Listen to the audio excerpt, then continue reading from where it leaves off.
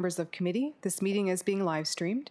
In order to ensure that the meeting remains accessible to the public, the meeting will be recessed for 15 minutes in the event that the live stream is interrupted or fails.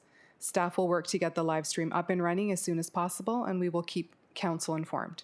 I will now proceed to roll call. Councillor Santos as designate for Mayor Brown. Present. Thank you. Councillor Kovac as designate for Mayor Crombie. Present. Thank you. Councillor Fortini. I'm here. Thank you. Regional Chair Yanika. Here. Thank you. Councillor Innes. Good morning, Present. Thank you. Councillor McFadden is just having some technical issues. Councillor Medeiros. Good morning. Thank you. Councillor Paleshi. Present. Good morning. Good morning. Thank you. Councillor Parrish is present. Yes. Councillor Sato. Here. Thank you. Councillor Sinclair. Here. And Mayor Thompson. Okay, I will turn the meeting back over to Chair Parrish. Thank you.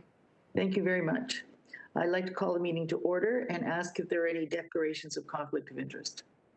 Madam Chair, Yes. I'll be declaring as usual a conflict with regards to 7.2 matters that relate to the office of the regional chair. I'm going to be withdrawing that, Nando. It's precipitous. It was supposed to be discussed after the bylaw and the public meeting. So I'm withdrawing that. So it's no longer on the agenda. No longer. Okay, thank you. You're welcome. Any other conflicts of interest? I was going to, just as for the benefit of the chair, I was going to ask that under 5.1 that we discuss the issue of the chair voting as it is in the procedural bylaw at committee meetings. So Nando may want to declare a conflict if we do discuss that. Yeah, anything that relates to the role of the chair, I serve at the pleasure of council, so I leave you to your deliberations. And so, Pat, thank you. Yes, I would. Okay, so Pat, you're adding, or you're going to have an additional other than the red ones. We're going to be looking at 1.2.11. Yeah, when you get to approval, well, I guess, are you on approval of the agenda?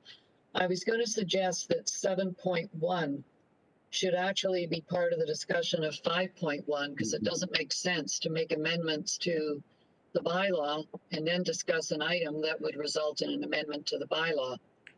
And I was going to ask that we add a discussion on the issue of the chair voting at committee meetings as an ad hoc member.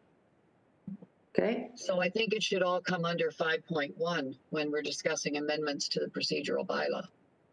So clear, you want to do 5.1 before we do 7.1? No, I want 7.1 to be included in the discussion of 5.1. Okay, got it. Before we vote on 5.1, we need to discuss 7.1. Got it. All right, so in my simple mind, we're moving 7.1 ahead of 5.1. Okay, got it. Are there any other changes to the agenda? Seeing none. Councillor Parrish, sorry to interrupt, but Catherine would like to speak. Okay. Good morning. I was wondering that if under other business, we could have an update on the hosting of the public meeting regarding the composition of council as it relates to the position of chair, just as an update. Okay, and that'll be under what, 7 point? Under other business, it's as 7.3. Okay. Good idea. I was going to ask you a bunch of questions, so that way we can do it all together. Thank you. Okay, and seeing all that, Madam Chair, just on a point of clarification then, out of an abundance of caution, and I respect and thank you, Councillor Sato, for giving me the heads up, and I think I understand what you're trying to achieve, but in blending 7.1 and 5.1, and it also might relate to the role of the chair voting, and I would declare a conflict of that. The only other item you've got is a matter the clerk wants to address about the public meeting, and I would be declaring a conflict of that. I don't think there's anything else left on the agenda, so I'm going to beg off because I may have a conflict regarding every matter on the agenda out of an abundance of caution. So, and not knowing, but Councillor Sato, thank you for the heads up. But if the two are blended, my conflict on one would drag me into the other. And I, just as I say, out of an abundance of caution. And now that the clerk tells me there's another matter related to the public meeting that I would be declaring, I'm just going to, out of caution, say, and you don't need me for quorum, so I'm going to beg off at this point, stating that I think I have a conflict on the only two matters on the agenda. So with that, thank you. Thank you, Nando. I appreciate that. And let the minutes show that Councillor or Chair Unica declared conflicts under an abundance of caution and has left the meeting. Okay, we're going back to approval of the agenda. Pat, will you move that? As amended. Do we have someone else?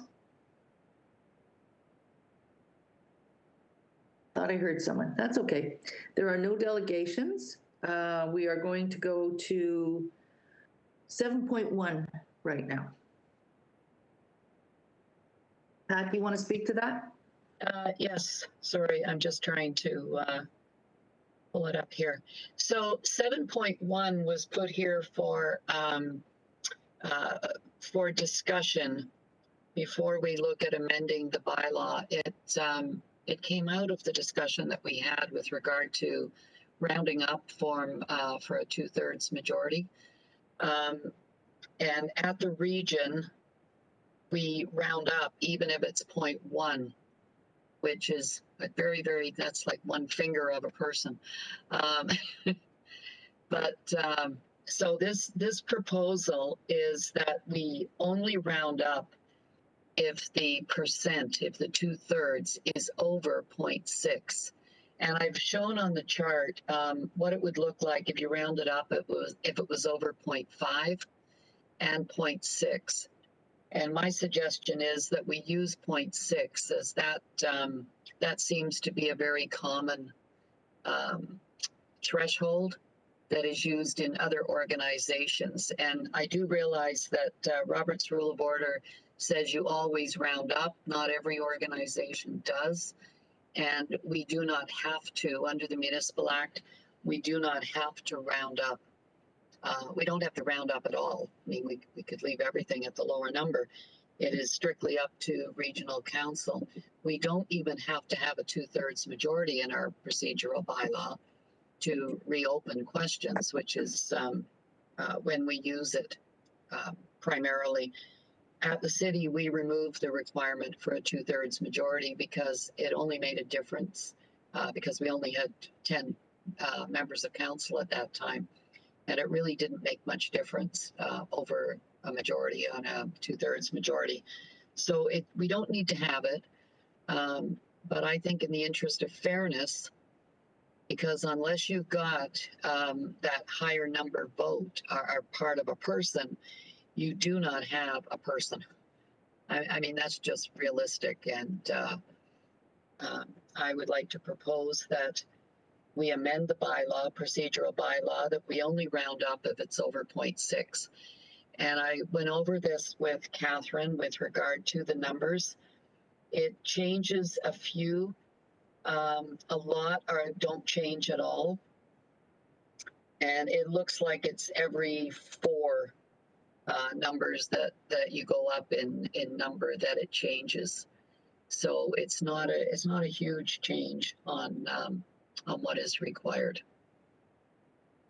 So I know we've discussed in the past at council removing the 2/3 majority, and it was decided that we liked having it because then it required more members of council to vote to reopen a topic, and it made it easier than having someone bring forward every meeting an opportunity to reopen stuff that we had already dealt with many times. So because of the high number of members that are around the table, it just seems to make sense to keep it. I just like to see it a little bit more fair than what it is today. Thank you, Madam Chair. Thank you, Councillor Sato. Councillor Innes? Thank you. And I was, Councillor Sato brought up a good point about what is the reason that we have the 2/3. Why is it there and why are we using it? And maybe the clerk could speak to that a little bit, because We're talking about rounding up. That was the discussion after that last meeting, but I question whether the intention is actually rounding up or whether it's to be equal to or greater than. It's not a matter of rounding up or rounding down. It's not a math equation. Is it equal to or greater than? And that would have been my interpretation. So I'm just wondering, from the clerk, if we could have a good conversation, because Councillor Sader brought it up, and it's a good point. Why do we have the 2/3? Why is it important? And then from there, based on that, then have the discussion about, are we rounding, or is this an equal to or greater than? Because there isn't a third of a person. Quite frankly, there isn't a half of a person either. So I've always seen it as it's equal to or greater than. 15 is not equal to 2/3 of 23. 16 would be, and it would be greater than. And so I guess that's the discussion that I'd like to see, but I'd also like to hear from the clerk, because I think that Councillor Sada's point is well taken. What is the purpose of having that 2/3? Why do we have it on this? Because I was also questioning as to how, we when we're using 2/3 versus when we're using 50+1. And maybe through the chair, if the clerk could answer that.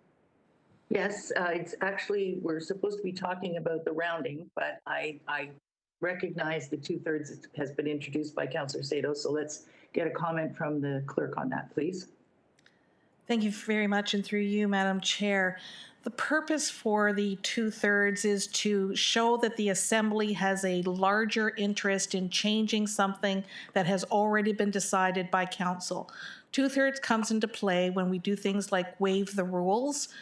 The rules were set by Council, and if you want to change the rules for a particular purpose, it would take a larger percentage of the Assembly to really want to do that, because you'd already decided on a certain set of parameters. The other instance that's very common is 2/3 is used when you're reopening a decision that's already been made. A larger than a simple majority of Council would want to be interested in changing or at least even discussing something that they've already discussed and decided upon. So it is to indicate the will of Council at a higher level than a majority plus one to do something again, to do something over, to change something or potentially change something that's already been decided. It's about providing the certainty of government and the ability to be able to rely on decisions that have already been made. That's the background for requiring 2/3. The issue of whether it's at least or more than 2/3, the bylaw currently says at least 2/3. So that a part would be, that's where the rounding up per se comes from, because you're quite right, there's no part people or part votes. Thank you, Cal. Ian, or Councillor Innes, are you satisfied with that response?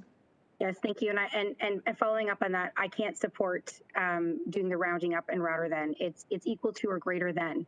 The 2/3 rule is a very important rule because we've all agreed to the rules. We set the rules in advance, and if we're going to change them, then a greater majority is required to open up those rules.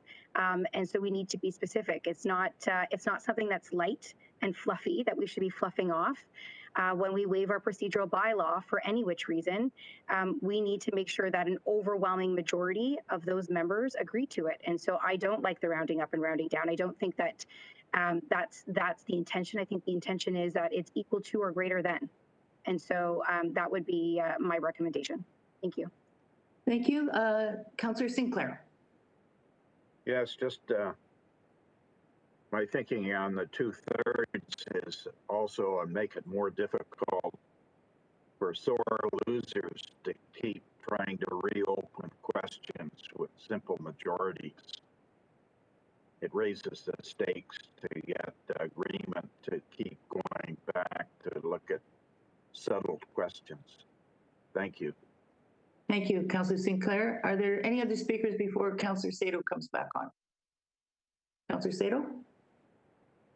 Yes, thank you. Yeah, I just wanted to point out that if you look at the chart, and I want to say the numbers are accurate, they were worked out with the regional clerk and double checked as to what what constituted 2/3. The only ones that are impacted are those that are actually at like 0.3. That would change and go down by 1. So, you know, it's not a huge change across the board, but I don't personally consider that 0.3 of a person is an entire vote, and I don't think it should be. It has never really made sense to me why we're counting 0.3 of a person or 0.1 of a person. Many organizations round down if it's 0.5, and you can still, and as regards to us changing the procedural bylaw, that's what this committee is here for, is to make amendments to the procedural bylaw. And that requires a 50%, not a 2/3. Procedural bylaw does not need the 2/3 to be reopened all the time, as a lot of it is housekeeping work. So that's the role of regional council to do that.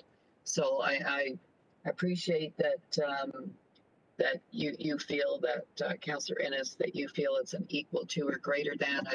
I've been around for over 30 years in government, and I've never heard it ever referred to that. So it was kind of an interesting comment, but I'm looking at it from the perspective of what I've seen happening at council. Thank you. And I do agree with you. I think we should keep the 2/3. I'm not suggesting we get rid of it.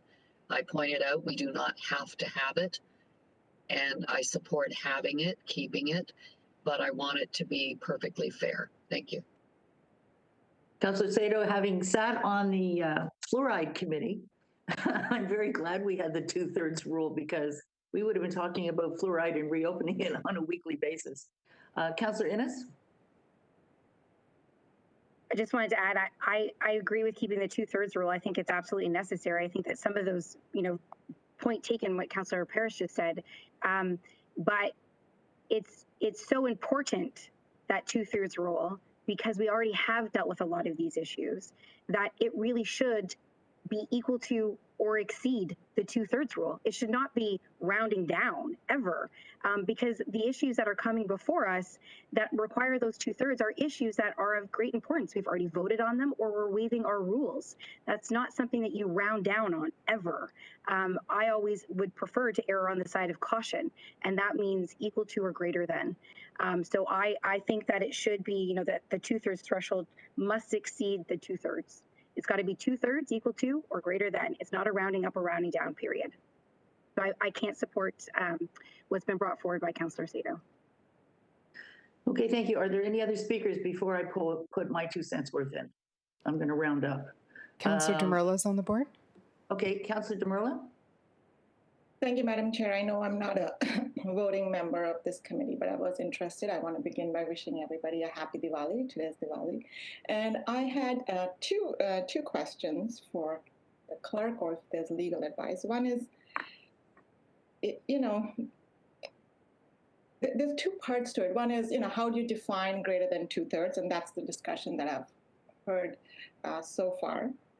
And I was wondering, if there is room for legal advice on this, because it can't be just a matter of majority opinion whether 2/3 is rounding up or rounding down based on whether it's less than 0.5 or more than 0.5.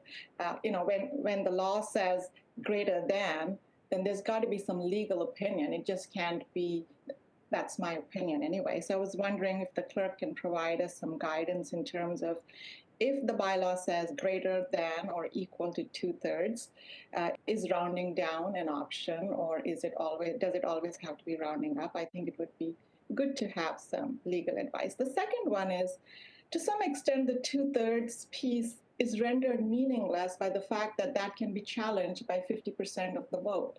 So tomorrow, even if we say it's rounding down and it's 15 and there's 14 people, and someone challenges 14 and says 14 should be 2/3, and the clerk will say no.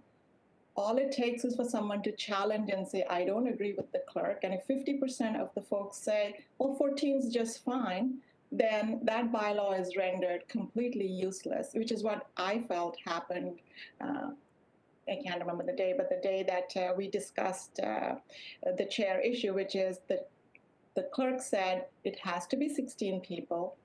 all it took was a challenge, but that challenge doesn't need 2/3 to pass. So you have a backdoor to consistently challenge something that requires a 2/3 threshold by using simply a 50% threshold. So my ask of this committee, though I'm not a part of it, would be to consider the strength of the 2/3 rule if it can be challenged by 50% of the members and then rendered useless. So those would be my 2 points. Thank you. You're welcome. And I might want to respond to that in that I was the one that challenged the chair. If Councillor Sato's motion passes, there'll be less reason to challenge the chair. If you find that 5.3 becomes 6, then I would challenge the chair. If 5.3 is rounded down to 5, I would probably have a harder time challenging the chair. So you have to base it on what most of us feel is a good decision on this particular ruling. If you look at business, money is rounded up. Figures are always rounded up when they're giving out large figures on estimates on buildings and so forth. Society rounds up. Once you get above 5.5, it goes to 6. When you hit 5.6, it hits 6. I would have had, and I'm the one that challenged the chair, a great deal of difficulty challenging the chair if I didn't have this basis to work on. And I would suggest that my colleagues wouldn't have supported me.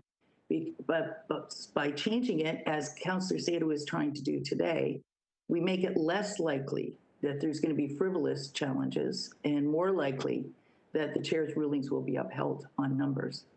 That's just my opinion and my response to you. You still want a legal opinion on this? This is politics, Councillor Jamerla, and the politicians make these decisions. These are our rules that we function under and we set them. So I don't think you need a legal opinion, but I'm happy to ask for one.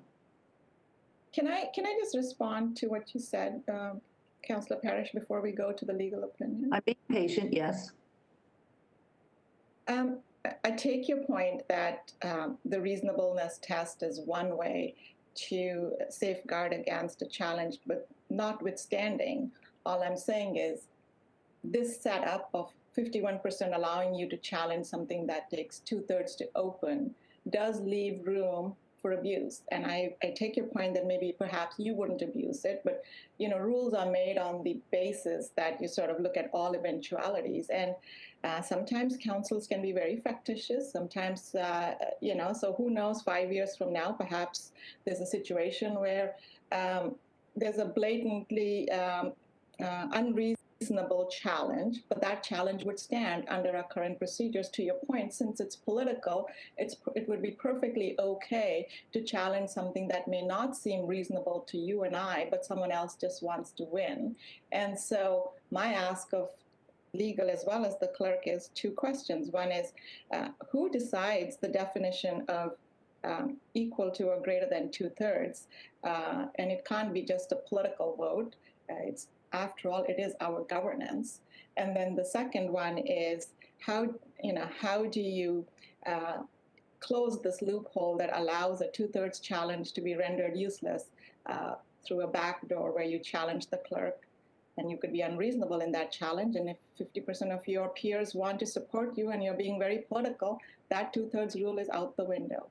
Thank you. Councillor Jamerla, for a lady who's been in politics at the province and elsewhere, I think you have to understand that sometimes politics is a messy game. And sometimes the rules are bent, and sometimes, as Councillor Sato is trying to do today, the rules are tightened up so there are fewer bendings occurring. That's what I'm trying to do as well, Councillor Parrish. The really interesting rule is that we still suffer under is if one municipality decides they don't like the conversation at all, they get up and walk out and the business of the region stops. So there are all kinds of little quirks that we have to work under, and most of us try to do our best. Do we have a lawyer on call here? Catherine? Yes, Patricia Kaza is in the meeting and her hand is raised. Okay, Patricia, thank you for being here. Good morning, everyone, and thank you, Chair Parrish. Just to respond to the issues with respect to what the bylaw currently says, it does define 2/3 vote as at least 2/3. So from a legal interpretation, that would mean exactly that, at least 2/3, which is why you see the rounding up in the practice. There's no legal requirement that the bylaws state that it be at least 2/3. That is a decision for council to make, and so that is the discussion before council today as to whether that should be the language going forward or not.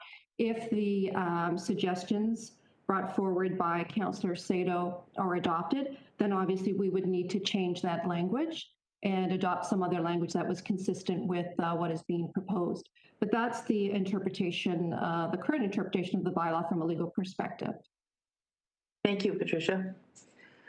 Seeing no more speakers, I'm prepared to call the vote. Excuse the interruption, Councillor Parrish, but Councillor Demurler has her hand up. Councillor Demurler is not part of the committee. We've given her lots of time. I'm ready to call vote.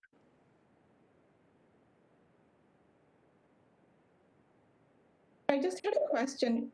People may not be able to vote, but as a councillor, do I not have the ability to Yes, Councillor, ask questions? you can make it brief and not go over territory that you've already covered. I'll give you 1 more minute.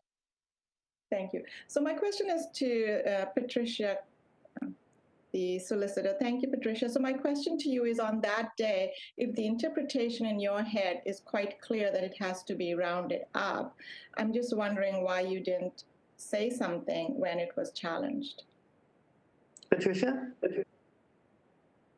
So, I mean, it's council's prerogative to set aside or to abide by its procedural bylaw or not. And council in that particular case voted in the direction of something different from what the bylaw actually stated. So that day the bylaw was not followed, and Patricia, you did not. Usually it's the council's job to sort of let council know before they vote that, hey, wait a minute, you would be wrong in doing this. There was no caution given at all, and I'm wondering why. It was a political discussion. Simply put, council made a determination to vote in a certain way and to lend its own interpretation to the bylaw. Opinions were given by the clerk at that time. The clerk didn't indicate that it was her view that 16 was required to achieve the 2/3 vote. And so I felt that council was well apprised of what the interpretation of the bylaw was. I felt that the clerk provided clarity on that point. Well, I think it would have been very helpful if you had stepped in. It would have changed the vote. But I have another follow-up question. Councillor, please, we're not rehashing last week's vote. And what's the forum then? I have asked the clerk, what is the forum to do that? Because I have the solicitor here clearly saying that council actually voted against its own bylaw, that it didn't upheld the bylaw. Councillor Demurler, I think that's why Pat Sato is trying to change it. And when Patricia said at least 2/3, the at least is what we're discussing. At least, in Pat's opinion, is it has to be more than half a person. At least in previous considerations, anything over 15 would have been bumped to 16. That's what we're discussing today, the at least part. And I've given you enough time. I see Councillor Innes on the board. Thank you. And I guess my question would be to Ms. Kaza, if the current wording is at least 2/3 and Councillor Sato's suggestions of rounding up and rounding down are approved by this committee, what would be your recommendation for the change of those words? Because it will not be at least 2/3 in some instances. So what would be your suggestion? I would suggest that the chart probably be included as an appendix so that there is an actual clarity as to what is meant. The words at least 2/3 could not be used. It would have to be in fact, I'm not even sure the words 2/3 would have to be used. It would probably be that the votes would be required in accordance with the schedule attached. And the schedule would be looked to for the numbers that would be required. But we would have to determine what that wording is to ensure that the intention is adopted and clear in the bylaw. And in all three partner municipalities, what is the use and the definition? Is it the same language? Because I know in Caledon it is. So I'm just asking you, Mississauga and Brampton, what would be the use of the 2/3? Well, I'm sorry. Excuse me, Patricia. I think Pat Sato's made it clear we don't use 2/3 to reopen. We just have a motion to reopen in Mississauga. I don't know what Brampton does. Councillor Medeiros, can you tell us what Brampton does? Yeah, we usually need 2/3, and I know last term of council we also made some changes as well, which required the folks on the losing side only had, on the winning side only had the right to move a reopening. And I think what I was trying to, and what I wanted to say is that we in Brampton adopted the rules to what we sort of thought politically made sense for our council, and that was one of the sort of nuances. Just getting back to Councillor Sato's suggestion, and I'm going to support it, and why I'm going to support it, I think just even from from a transparency and an accountability perspective for the public to even understand when the common sort of rationale of if it meets majority, meaning that if it's over 0.5, then you would understand rounding up. When you lose a vote and it's like 0.1, 0.2, to communicate that to stakeholders and for people to understand how the vote works, I think just common rationale suggests, and I think it's easier for us to all understand the rounding down and moving up, and that's why I supported last term at council. I'm not sure in terms of other municipalities what they do, but I do think this is a discussion that in Brampton we should have as well, because that interpretation is I think provides more clarity in the way we vote. So I do thank Councillor Sato for bringing this forward, and I do plan on supporting it. Thank you. Thank you, Martin. Are there any other speakers? Catherine would like to speak. Catherine? Thank you. I just wanted to point out that the definition of majority in the bylaw also includes 50%, at least 50%. So the same fraction could apply not only to 2/3, but to 50%. So I'm just raising this because I agree with Patricia that if this goes through, we should remove majority and we should remove 2/3 and say votes are in accordance with the table, a voting table that would be attached to the bylaw, because the exact same issue will come up if we have, for example, 17 members. Well, half of 17 is 0.5, is 8.5. So do we need 8 or do we need 9? So I would think that the table should be amended to include a column for majority as well, because we'll have the exact same issue. We have always gone with the at least 50%. So we have always gone to the higher number because the at least creates the threshold. And until you meet the threshold, then you haven't satisfied the requirement of majority or 2/3. So this table will be creating a new threshold and will be eliminating the concept of majority and 2/3 and creating a voting table. Catherine, I have a question. I always believed it was 50% plus 1 to win a vote, a straight vote. 50% plus 1 is somewhere in here, or am I mistaken? It's at least 50%. It's the same language. So on a vote passing at our council, it's 50% plus 1. Most places I've ever been, it's 50% plus 1. Otherwise, it goes to Nando to break the tie. And we have always interpreted more than half of the votes as 50%, and the plus 1 comes from the fractions. Okay. But it does not say plus 1 in the bylaw. It says more than half of the votes. Okay, and I don't think we've ever argued over this. I think that's always been a given, that you have to have half plus 1 to win a vote at council. But if you're recommending we change the wording on both parts of the bylaws, check with Pat Sato. Are you okay with that? Yeah, she's okay with that. Thank you very much, Catherine. That was good. You told me something I didn't know. Okay, I would like the clerk to call the vote, please. We do have a Point few of order, members on the Chair. board. Sorry, point of order, Chair. You've just introduced something new, which is the majority ruling. That's different. I think that we've all understood that it's equal to or greater 50%. We've all always thought it was 50 plus 1, and now you're going to change that as well and not allow for discussion on it is not appropriate. Catherine suggested for convenience that she would like to change it. I didn't see your hand up. Councillor Innes, you have the floor. This goes back to my point about this is not about rounding up and rounding down. It's equal to or greater than. Same as 50 plus 1. Same thing. You want to have a majority, you have to have 50% of the vote plus 1. You can't just have 50% of the vote. We've all understood that. It's the same for 2/3.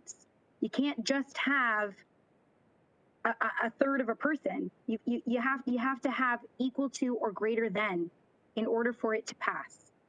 And I am, for one, definitely not for opening up, going and changing, rounding up and rounding down for the 50%, given the fact that one of our municipalities holds 50% of the votes at the table.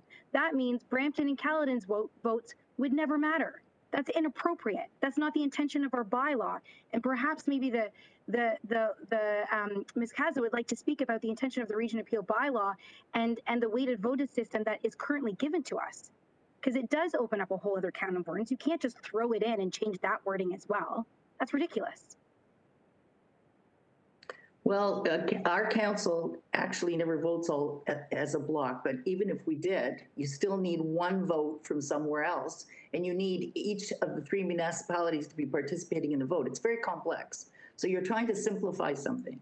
Let's just leave the 50% plus 1 alone, and we'll talk about it with Catherine, and she'll come back at another meeting. I think Pat Sato's motion is to do with 2/3, and I think we stick with the 2/3, Pat. Are you good with that?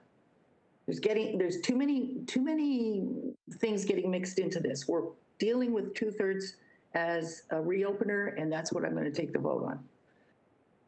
Madam Clerk, could you take the vote?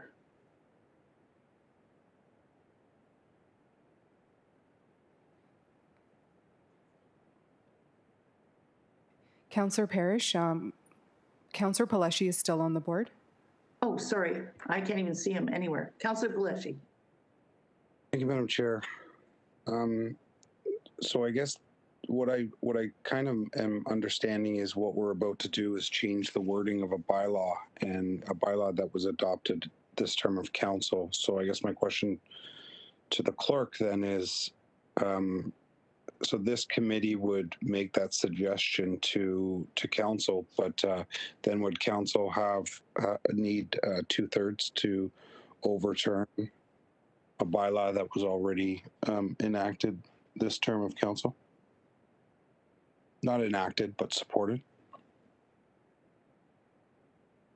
Catherine? It would not require 2/3. It's an amendment to the bylaw. It's not replacing the bylaw. So for procedure bylaw amendments, no 2/3 is required. But it's I don't know if it is an amendment. I would need you to talk me through that. It's a change in the way that the bylaw is perceived. It would be a change of the at least 2/3 to a voting table that illustrates the required number of votes to meet a type of vote that requires more than a majority. Which is essentially changing the construct of the bylaw in the way you look at the bylaw. That's what I don't understand.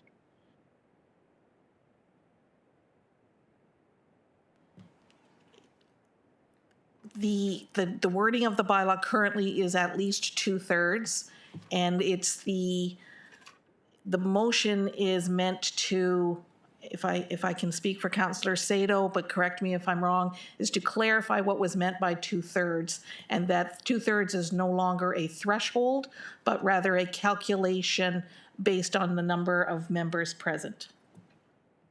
So now essentially it's going to be you need 2/3 plus 1. No. No, No, you're right. We don't. It's just an automatic, it's a round up. Right. So this phantom person doesn't exist. I understand. It's a round down. It would be a round down in certain instances, rounding not nonetheless. round up. It's a It's a rounding. round. When 2/3 has been achieved, if they don't like it, they can still round down. I get it. Thank you, Madam Chair. Thank you, Councillor Palashi. And can I point out to everybody, so this doesn't go on for 3 hours, this is just a recommendation of this committee. It's going to go to the full council for approval. We don't make decisions at this committee that are binding. So you'll get another kick at the can, hopefully a more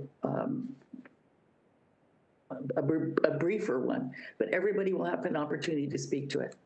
Are there any other people with their hands up? Because I'm sorry, all I've got is about 6 squares across the top. No other members on the board at this time. Okay, thank you. Can we now, thank you, Madam Clerk. Can we now call the vote? Okay, so the vote at this time is to adopt the 2/3 vote table that was presented by Councillor Sato under item 5.1. Any objections?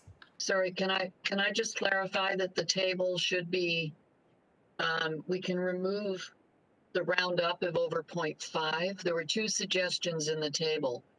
One was to use over 0.5, the other was to use over 0.6. And in talking to the clerk, it was felt that the 0.6 was the better number to use. So that's the one I'm proposing today. So it would be just the, I guess the 4th column, not the 3rd one. Thank you for clarifying, Councillor Sato. Any opposed? Opposed. Can we please do a recorded vote? We can't do recorded votes at committee. I'm going to have to put this somehow because I'm opposed. Call on the, can you at least call on the members to see how they vote? Absolutely. That's called a recorded vote, but okay. Okay, Councillor Santos? Opposed. Okay, Councillor Kovac?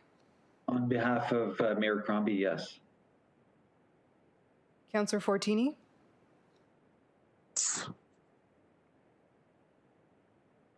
Councillor Fortini? Yes. Thank you. Councillor Innes is opposed. Councillor McFadden? Yes, I'm in favor. Thank you. Councillor Medeiros? Yes. Councillor Palashi? Opposed. Councillor Parrish? Yes. Thank you. Councillor Sato? Yes. Councillor Sinclair? Yes. Thank you. Mayor Thompson is absent. The motion carries. Thank you very much. Was Councillor Santos called? Yes. Okay, sure. Okay, we're now moving on to 5.1, amendments to the Region Appeal procedural bylaws. The bylaws that is in the package. I think the ones that we zero in on are the ones printed in red. Does anybody want to pull any of the ones printed in red? Councillor Yes, there Sato was is on the an board. item there. Yes, Councillor Sato had one. Are there any others? Yes, Sinclair. Yes, which one? 1.1.5.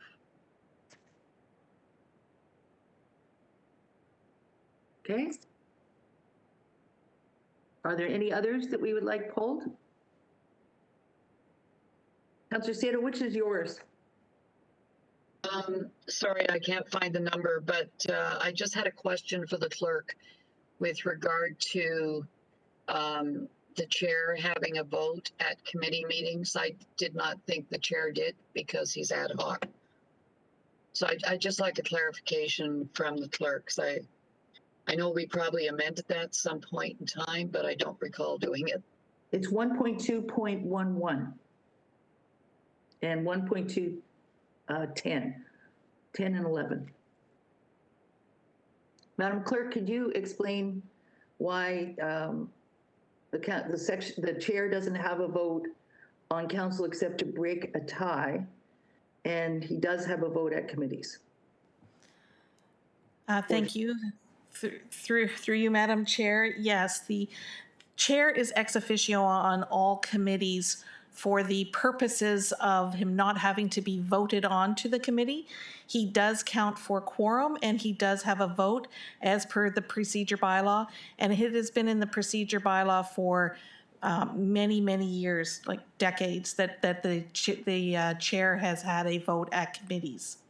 He does not have a tie-breaking vote at committees. As you've rightly pointed out previously, the recommendations from committees go to council, and at council, if there's a tie-break necessary, the chair can vote only in a tie-breaking instance. That is also in accordance with the procedure bylaw. The eligibility to vote is, as you pointed out, in 1.2.10, and it does provide that the chair can vote at all committee meetings. And that's been the case for, as I say, a very long time. Councillor Sato, do you have a subsequent question? No, that's fine. I know when I was first elected, but that's been over 30 years, the chair did not have a vote at the committees. But I'd just like to suggest, and I'm fine, thank you, Catherine, for the explanation. I would like to suggest that if the proposal that you have made on the selection or election or whatever you want to call it, if the regional chair going forward takes place, that council may wish to consider whether this should be the case or not. If there's a different type of chair, then I think that part of the bylaw should also be included in that review. So just throwing that out there today. Thank you. That actually makes sense, Councillor Sato. I've been doing a little bit of research in Oxford County region. They do the selection process that we passed last week. And because they are elected as mayors in small towns, they are empowered to vote because they're voting on behalf of their population that put them in those mayor seats. So this obviously would have to be something, as you pointed out, that will have to be included when we eventually draft the final bylaw, and Catherine's been alerted to it. I think that's good. Most organizations I've ever been on, ex officio means you don't vote, but given that everything that happens at committee then goes to council for a final vote, I don't see the problem with it. So, but it obviously will have to be addressed if the bylaw passes, if and when. Thank you, Councillor Sato. You're always like a little ferret checking these things out. You find things nobody thinks about. Okay, and Councillor Sinclair, you want to look at 1.1.5. Any omissions or failure to strictly comply to this bylaw or any other municipal legislation, including any notice which is substantively given but is irregular, will not invalidate the holding of a meeting or any proceeding or decision taken at the meeting. Read it just in case there's people listening in that don't have an agenda in front of them. Councillor Sinclair? Sure, thank you. I feel uncomfortable with the wording, which seems so broad that it could be interpreted to counter the first clause under Rules of Procedure 1.1.1, which is quite clear that the rules of procedure shall be governed by the rules and procedures obtained in this bylaw. And then we end up with this clause that seems so vague that almost any omission could counter the rules of procedure. Is there a way to adjust that so that seems more like a minor technical matter or housekeeping rather than, you know, it goes on to say holding a meeting, any proceeding or a decision. So could we have some discussion on that, please? Okay, do you want me to go to Catherine first, or do you want me to recognize Councillor Sato? Me, you're the chair. Go ahead. You're the vice chair. Yeah, I know, but I didn't know if you were actually asking a question at this time or opening it for discussion. Okay, Councillor Sato? No, that's okay. I have another item that I wanted to ask a question on, so I'll stand down for now. Okay, Catherine, can you address Councillor Sinclair's concern? It does Yes. look vague as well. Thank you very much, and through you, Madam Chair. The housekeeping issues that you referred to, Councillor Sinclair, are actually dealt with in a different section of the bylaw that allows minor housekeeping issues to be done by the clerk in consultation with the regional solicitor. The section that you're referring to, 1.1.5, is a proposed new section to be added to the bylaw that deals with severability. So what it actually means is that if there is something that turns out to be offside in the meeting, the whole meeting itself is not offside, just that one piece. So that if there was a future challenge of some aspect of the meeting, the confirming bylaw, once passed, will not be out of order at that time, and the whole meeting will be kaput. It was really just to be able to deal with individual items within the meeting that occurred that may have been offside. So we were able to sever that from the balance of the meeting, and the balance of the meeting is in good standing. So it's not about housekeeping, it is actually about the ability to sever each individual action in case there is an issue with one of the actions taken. okay, I certainly understand that explanation. I don't see it jumping out at me from the wording, that's all. So, for example, invalidate the holding of an entire meeting, or, as you say, whole meeting. Maybe something could be done to adjust that a little bit. I will certainly take another look at it. It does say will not invalidate. So, Right, I see so that. the key is that it one action will not invalidate the whole meeting itself. But we could certainly take a look at that and see if we can sharpen that language just a little bit for clarity, and maybe even include the word severability in there, if that would Yes. assist with making it a clearer section. Would certainly help my plain reading of it. That's good. Thank you, Thank Madam you. Chair.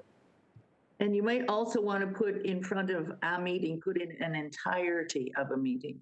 And I think then you've got it really clear, but we'll come back to it when we finish the other discussions, or do you want to bring it to another meeting, Catherine? We can bring it to another meeting, just to Okay. make sure we've got the wording quite clear. Okay, so we'll when it comes time to approve this package, we'll leave out 1.1.5. Are there any other comments on this particular piece? Hearing none. Councillor Sato, what's your next piece? Yeah, sorry, on 1.2.22, which regard to petitions.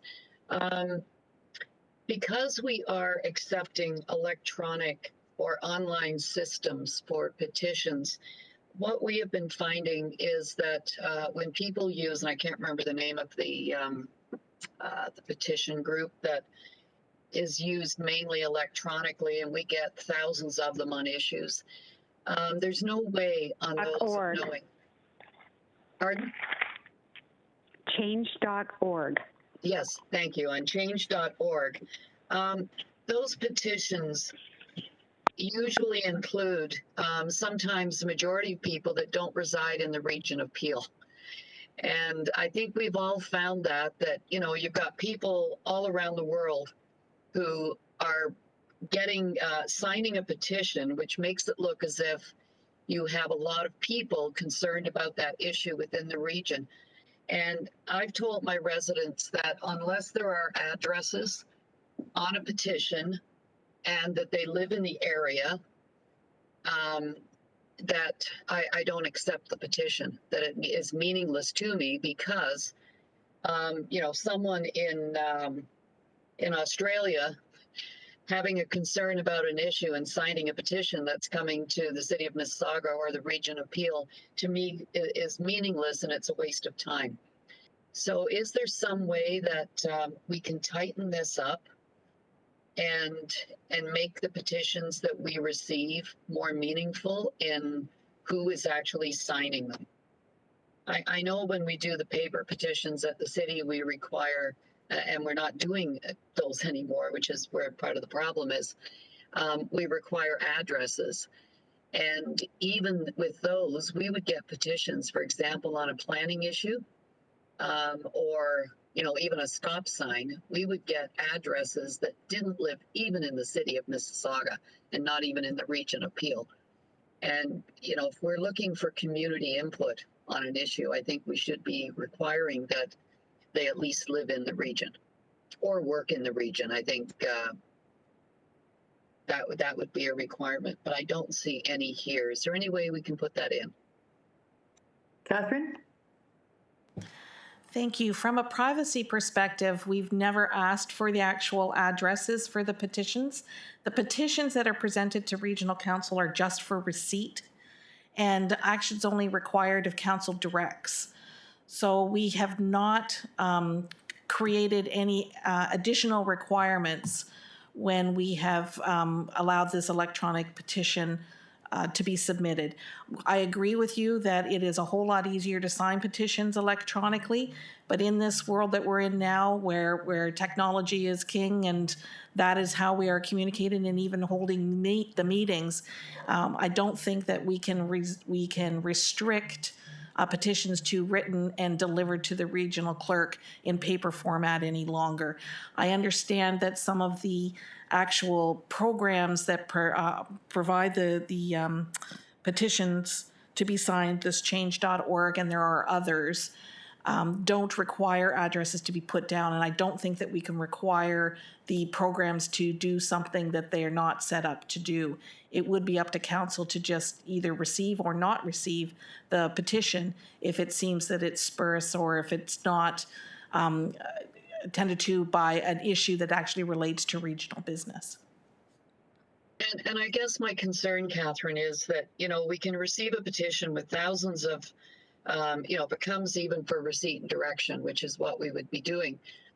You know, I don't know whether it's valid or not.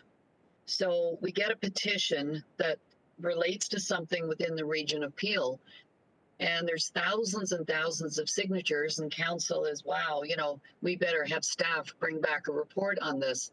So we give direction for staff to do work. And then we, you know, not knowing that perhaps there's a handful of people that actually live in the region of Peel who have a valid reason for having this concern. And the other many hundreds don't even live anywhere near here. Many of them don't even live in the country. And excuse me, my understanding was that the petitions can ask for where the person lives, maybe not give their full address. But I think we need to tighten this up because I think we could be wasting staff time. And, you know, otherwise we ask at every regional council meeting, well, how many of these people that signed the petition live in the region? And we don't know whether it's valid or not. And it could work both ways. One, we could either waste staff time with something that somebody who doesn't even live here wants to waste time on, or we could say, no, we don't know if it's valid and we just receive it and don't deal with it at all. And then it could be a local petition and we have no way of knowing. So I think it works both for and against the people who might bring forward a petition. So I'd really like us to look into this further. I know we're going to be getting them all electronically and I have no problem with that, but I just think it's opening a can of worms that we don't have any way of checking, at least generically, whether the person is within the region of Peel. When we do surveys, if I could mention, Catherine, when we do surveys, you know, people are required. When we survey, we ask, are they at least in Mississauga, Brampton, or Caledon? I mean, we just had a survey done by our work staff, or by a consultant for works, and they broke down where people were from. So we can do it on a survey. We should certainly be able to require it in a petition. So I'd like to ask that you take a look at that. If I may, through you, Madam Chair, perhaps we can address it in the sufficiency of the petition. Right now, the sufficiency of a petition to be received requires 2 people for it to be received. Perhaps we can change that to say a minimum of, and you can advise me on what is the sufficient number, who are actually Peel residents. That way, if there's thousands and thousands, we wouldn't necessarily need the addresses of the thousands and thousands, but to meet the sufficiency threshold, we would have to have at least evidence that a certain number are from Peel. Currently, the procedure bylaw says 2 people is sufficient, and perhaps that could be a topic for you to discuss to determine the sufficiency. Is 2 enough, or 2 residents of Peel enough? Is it 5 residents of Peel? Is that a better sufficiency number? Madam Chair, I'd like to ask that maybe we hold this one and have staff take a look at that. Maybe see what other municipalities are doing, because it is new now with a lot, well, not right now, but it is new with using a lot of these electronic petitions, and I'm sure other municipalities have looked at this as well. I know we did in Mississauga, and I can't remember what we do. We still have the names of the people, but it's usually well more than 2. Thank you, Catherine. And thank you, Pat. We'll pull that one as well. Are there any other bylaws that we're looking at today that anybody wants to pull or speak to? Councillor Pelletier is on the board. Councillor Pelletier, sorry, I can't see you. That's no problem. Thank you, Madam Chair. Just to what Councillor Sato was talking about, and if staff are going to have a look at that, I just want them to keep in mind that there may be, it's the potential of having residents of Peel that are signing a petition that don't necessarily even have a physical address. So if we can keep that in mind as well when we're relooking at that to see what the what a go forward is. I'm sure the staff will. Thank you for pointing that out. Are there any more comments on any of the bylaws? Seeing none, Councillor Pelletier, will you move approval of the changes, amendments to the Regional of Peel procedural bylaw, deleting 1.2.11? No, I'm sorry, 1.2.22 and 1.1.5. Are you moving it, Michael? Councillor St. Clair, will you move it? Yes. I keep saying, you hear me? Now I can hear you. Oh, okay. All right. So moved by Councillor Pelletier. Anybody opposed? Can't see hands, so I'm going to depend on the clerk. No hands up. Okay, no hands up. Good. Then we are going to, we have left off, we're actually referring 7.2 to after the bylaw and after the public meeting. It was put on there in error. It is providing food for thought. However, are there any other, under new business, we had something. What was that? Under other business, Catherine? We have a new item 7.3. It's an oral update from Janice Baker. Okay. Janice? Thank you, Madam Chair. So we were looking at the issue coming out of the council discussion on the chairing of the meeting for the, or the public meeting on the bylaw changes. And there was a discussion at council with respect to potentially looking for a consultant or an independent person to do the chairing. Catherine and I have been wrapping our heads around who that would be, and what we would like to propose to the committee that since it is simply a public meeting and the role of the chair would be really to allow the order of the meeting to proceed properly, and you know, there's no role for the chair in terms of answering questions or providing advice. that our recommendation to the committee would be that the meeting could be chaired by myself with the clerk supporting. So we would like to offer that as an option to the committee, get your feedback on it, and if you were in agreement, then we could get council's concurrence on that when the committee report goes back to council. Okay, thank you. Janice, are there any comments on that? Michael? Thank you, Madam Chair. So I guess what was confirmed today in our earlier discussions was that the procedural bylaw definition of 2/3 was at least. So I guess I'm confused as to why we're actually having a public meeting if the vote lost and we just confirmed the language of the procedural bylaw today. Through you, Madam Chair, based on the outcomes of the meeting, the vote ultimately did pass, and the council's motion was to move the bylaw forward. It requires a public meeting. I think Catherine explained in the council meeting that it is a change in composition to the council, and as such, we are required to hold a public meeting. And so the outcome of the item before council was that council approved the motion that came forward, and because that motion requires a public meeting, we are now bound to hold that public meeting.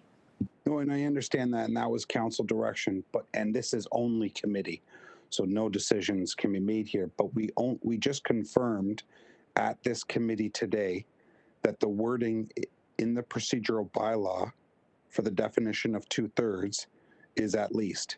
We've even gone farther to say in this committee today that we're suggesting to change the definition of what it means. So I'm confused as in what had happened at regional council, what we're saying and putting forward changes here today on what we're doing going forward with even allowing the public meeting to be taking place, to the effect that we all just confirmed it here today, that is the wording. I'm sorry, Councillor Pelletier, I'm not following you, and I'm not sure if the CAO is following you. The motion to change, do a two-stream selection for the chair passed 16-8 or 15 to something, I can't remember. What has the 2/3 got to do with that? We just changed that ruling. We're changing the wording of the procedural bylaw here today. And even though that was ruled at council, the overchange, we're now changing the words of the procedural bylaw. But we're just confirming what happened at the meeting. We challenged the chair. The 15 was considered to be 2/3. We went on to debate the issue, and at the issue debate, it was a 16-8 or 15-9. I don't remember what the vote was, but it passed. Nothing changed. Changing the 2/3 today to the chart doesn't go back and undo what was already done, because what was done follows what we did today. Right, but what we did last week wouldn't necessarily need a change then here today if what we did was the proper thing to do. We challenged the chair. We won the challenge. Right, and what I'm saying, Madam Chair, is how can we challenge the chair if the bylaw is the way that the bylaw is printed? And now we're changing the way the bylaw is printed. So the challenge of the chair, as far as I'm concerned, shouldn't have even been able to happen, because we weren't challenging the chair's decision. We were challenging the bylaw. And we're now going ahead and we're changing that bylaw. So we're being retroactive. We're taking back what we had done, because what we had done wasn't exactly the way the bylaw was written. So now we're changing the bylaw. Okay, I'm not following your logic at all. What we did is done. the bylaw passed, or the motion passed. We have ordered staff to conduct a public meeting, which they are in the process of doing. The issue we've got right now is Janice Baker has kindly offered to have her and Catherine run the public meeting because it's for input only. There's no discussion, there's no questions, there's nothing they have to do. So instead of paying several $100s to somebody to come in from outside and sit there and bang a gavel and run a meeting, we are asking our CAO, highly trusted, and our clerk, highly trusted, to run a public meeting. Madam Chair, I'm not saying that our CAO or our clerk are not trusted, but thank you for that. My question to our CAO, Janice, Ms. Baker, last week, Regional Council challenged the chair's decision on the interpretation of a bylaw. Today at this committee, we're recommending those changes to the bylaw to meet essentially what we did last week. Yeah, through you. Oh, sorry, Councillor Pleshy. I thought you were, yeah. So this is more of it's a clerk and a legal question, but I think the questions were answered or asked and answered earlier in this meeting. I mean, notwithstanding the bylaw, council on any given day can by a vote, adopt a different approach. I mean, and I think Patricia alluded to that. So on that day, through the procedures that were followed, council voted to accept a different formula than the one that was stated in the bylaw. And I mean, as I understand it, that is council's prerogative to do that. And it may be, again, Patricia to speak to it as she did earlier. But I don't believe anything that we are doing today at committee, which is in essence to align future bylaw provisions with, I guess, to a large degree, what happened on the date, invalidates or in any way undoes or reverses the decisions that council made on the day that they were taken at the council meeting. So those decisions were voted on properly, and it was council's view that the 2/3, was 15, not 16, and that is council's prerogative. I mean, as we've heard this morning, the procedure bylaw is really council's document, and they vary across municipalities. So, you can't frustrate the will of council, I think, is really the critical message. But, again, I'd be happy to have Patricia come back on and clarify again, if you feel it necessary, the comments that she made earlier in the meeting. So I'm just trying to understand so we have a little bit of an out with the challenging of the chair. The challenging of the chair was her position and her interpretation of the bylaw, which can be challenged, but it requires a 2/3 vote to be challenged. So the bylaw in what we're saying here today needs to be changed because the chair's interpretation was the actual correct way that the bylaw was written. And council challenged that interpretation and then by majority determined that they didn't agree with the interpretation. I'm going to, at this point, I think if you want to go further, I'm going to ask Catherine to jump on because she's the procedural expert and I'm reading her lips as I'm talking. So it might be better if we turn that conversation over to Catherine, if you don't mind. Great, thank you. As the chair, I'm going to ask Catherine to respond once, and then we're going back to the subject at hand, which is, shall we appoint Janice Baker and Catherine Lockyer to run the public meeting? That is the issue at hand. This is a sidebar issue, and we're getting into the weeds. So Catherine, if you can give Councillor Paleshi a brief answer, we're going to move on.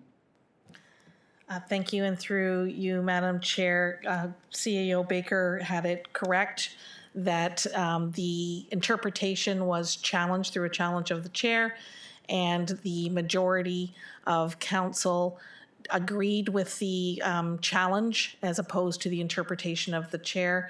At the time, the acting chair, Councillor Innes, and as such, the challenge was successful, which council determined at that point that 15 was a sufficient number to proceed with the issue at hand, which was the motion to hold a public meeting to get input on a bylaw, draft bylaw, that would change the composition of regional council as it relates to the position of the regional chair.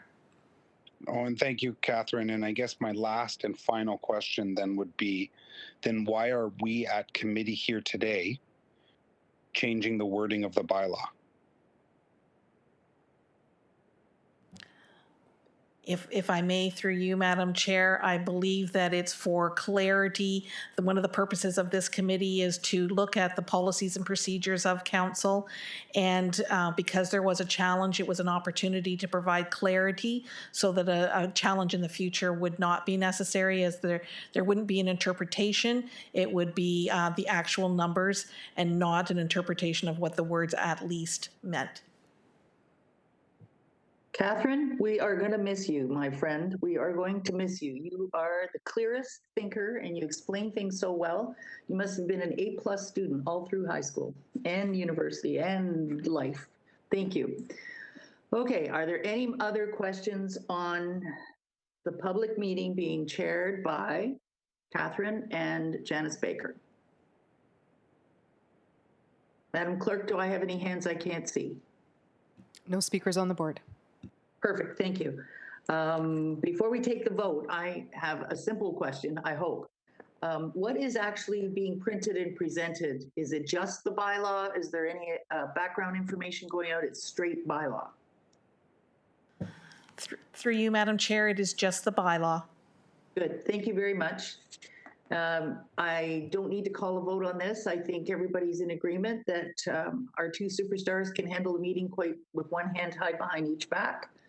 Any objectors? Seeing none. For clarification, if I may, and through you, Madam Chair, the minutes from this meeting will not go until the end of the month. They will not be available on the 11th before the meeting, the public meeting, which is scheduled to be held on the 18th. So we will add this portion as an oral update under other business for CAO Baker to actually give an update to council that this is the recommendation of the Policies and Procedures Committee before the public meeting, if that's okay. Yeah, no, it's better than okay. Thank you. Okay, anything else? Anything else under new business? Seeing nothing, who would like to meet? I think, Ian, you're going to move the end of the meeting. Move adjournment. Good man. Anybody object? Want to sit here for another hour or two? Seeing none. Thank you, Ian. Thank you, committee. And some of you go on to the 11 o'clock meeting. Enjoy.